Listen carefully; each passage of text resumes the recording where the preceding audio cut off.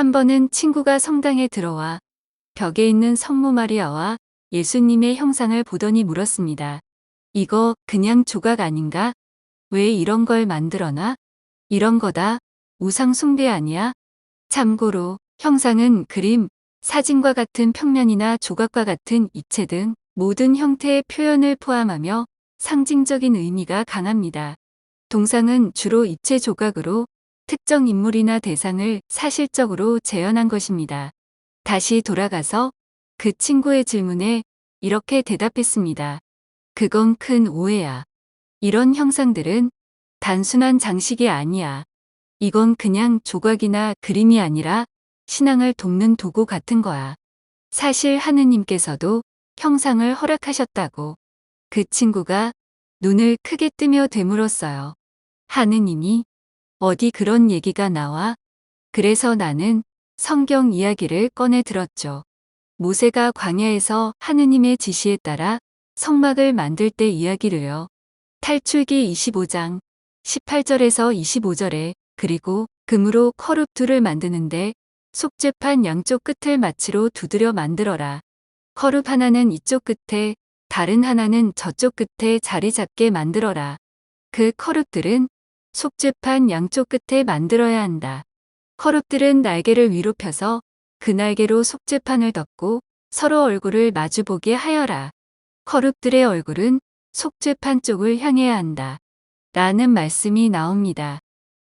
커룹은 하느님의 영광과 거룩함을 나타내는 역할을 하는 특정한 천상 존재입니다.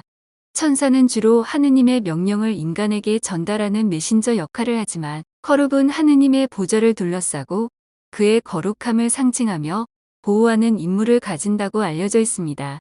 하느님은 성막 안에 이런 두 개의 천사 형상 즉 커룹들을 금으로 만들라고 하셨습니다. 그건 단순히 장식물이 아니었고 하느님이 이스라엘 백성과 함께 하신다는 상징이었습니다. 커룹의 형상은 사람들에게 하느님의 임재를 느끼게 해줬던 거예요. 이런 걸 보면 알 수 있지. 하느님은 형상을 사용해서 사람들과 소통하시는데 아무 문제가 없으셨어. 친구는 고개를 끄덕이더니 또 한 가지를 물었어요. 그래도 형상을 두는 게 결국 우상처럼 되는 거 아냐? 그건 정말 자주 듣는 오해였어요. 그래서 이렇게 설명했습니다. 우상 숭배는 형상 자체를 신처럼 여기는 거야. 하지만 가톨릭은 형상을 숭배하지 않아. 형상은 그냥 우리가 하느님이나 성인들을 묵상하고 기억하도록 돕는 거야. 창문을 통해 햇빛을 보듯이 형상은 하느님과 우리 사이를 연결해주는 역할일 뿐이지. 그 말을 듣던 친구가 뭔가 이해 안 듯 말했어요. 그러니까 형상은 하느님 그 자체가 아니라 하느님을 느끼도록 돕는 거라는 거지? 나는 정확히 맞아. 라고 맞장구를 치며 고개를 끄덕였어요. 예수님이 왜 사람이 되어 오셨는지 생각해봐. 하느님이 보이지 않는 존재라면 우리가 느끼고 이해하기 힘들잖아. 그런데 예수님은 인간의 모습으로 오셔서 우리가 하느님을 더 잘 알게 하셨어. 예수님이 인간의 형상을 가지셨다는 것 자체가 형상을 사용하는 게 괜찮다는 뜻이 아니고 뭐겠어. 그 친구는 여전히 벽에 있는 그림을 바라보며 말했어요. 그럼 너희가 십자가나 성모 마리아의 형상을 보는 이유는 단순히 기억하려고 그런 거네. 나는 웃으며 기쁘게 대답했어요. 그렇지.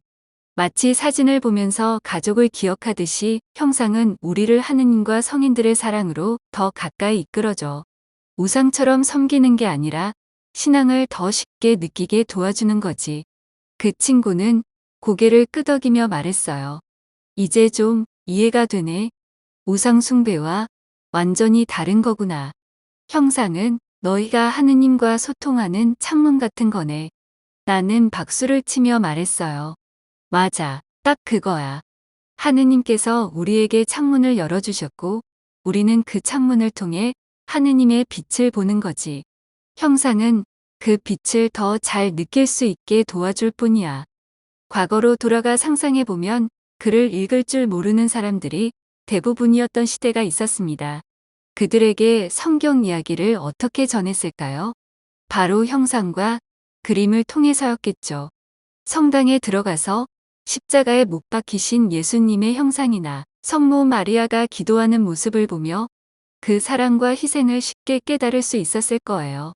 아, 저분이 나를 위해 이렇게 하셨구나 하고 자연스럽게 이해할 수 있었겠죠.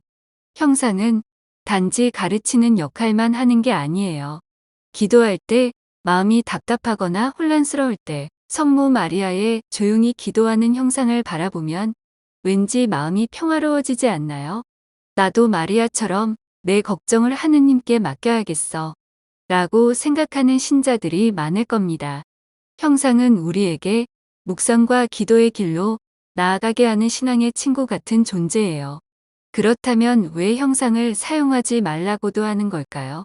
성경에는 분명히 너는 위로 하늘에 있는 것이든 아래로 땅 위에 있는 것이든 땅 아래로 물속에 있는 것이든 그 모습을 본뜬 어떤 신상도 만들어서는 안 된다.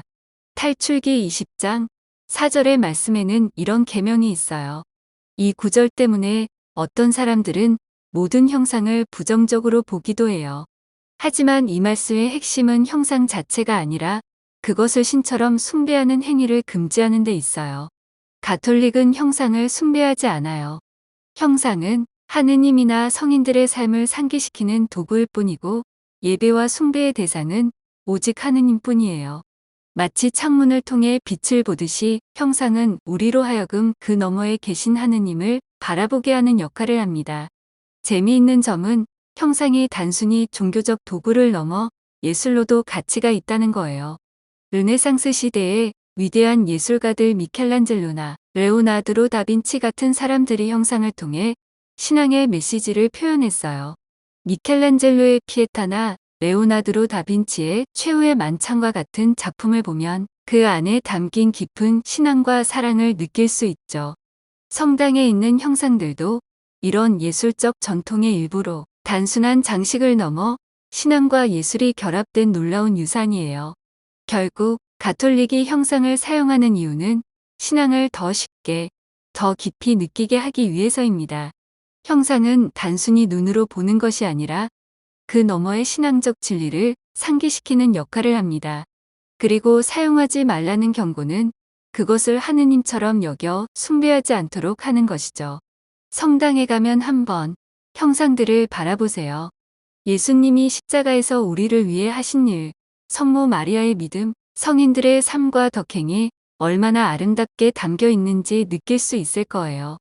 그런 형상들은 단순한 조각이 아니라 우리를 하느님께 더 가까이 이끄는 귀한 도구라는 걸 알게 될 거예요. 이 콘텐츠가 마음에 드신다면 구독과 좋아요도 부탁드립니다. 구독과 좋아요는 콘텐츠 제작에 큰 힘이 됩니다. 감사합니다.